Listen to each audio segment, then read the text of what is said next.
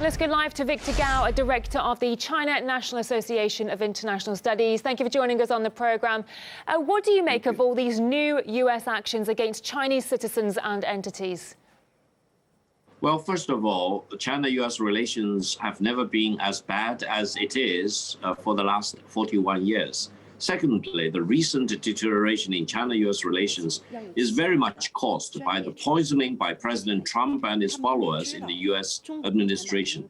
Both China and the United States, both the Chinese people and the American people have been victims of such poisoning of relations between China and the United States. The third point is that good riddance. President Trump and his senior officials are leaving very soon. And this creates a very rare opportunity for China and the United States under President Biden to reset their relations. After all, I firmly believe the Chinese people are not enemies of the American people, and China is not an enemy of the United States. Therefore, I believe China and the United States need to figure out a way to get along with each other. I have confidence in China-US relations for the medium and long term. Well, aren't Pompeo's claims of working for Chinese human rights something to be praised? Human rights should include the rights of the people to be free from infection, and the government of any country need to do their job to protect their people from dying from the COVID-19 virus as well as being contaminated.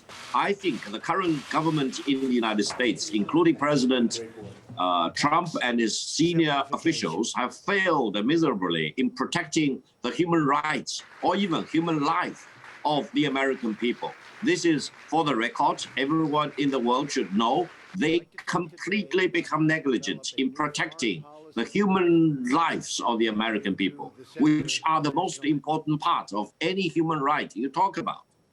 And the US National Intelligence Chief says that China is the biggest threat to the US and the world. What do you make of that? Well, if Mr. Ratcliffe believes that China will become a larger economy than the United States, he is right. China is rising and will, in a few years' time, be larger than the United States. But he is completely misguided in believing that a larger China will be a larger threat to the United States, or larger China will be an enemy of the United States.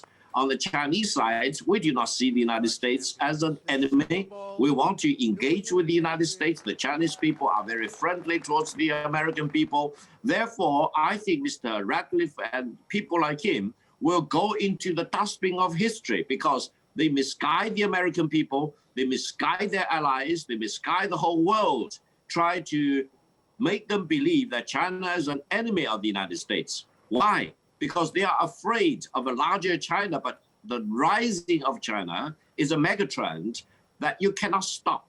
China will be larger than the United States, but a larger China doesn't make China an enemy of the United States. So wake up to the realities in the world.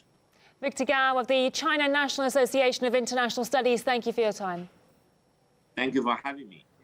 And thank you.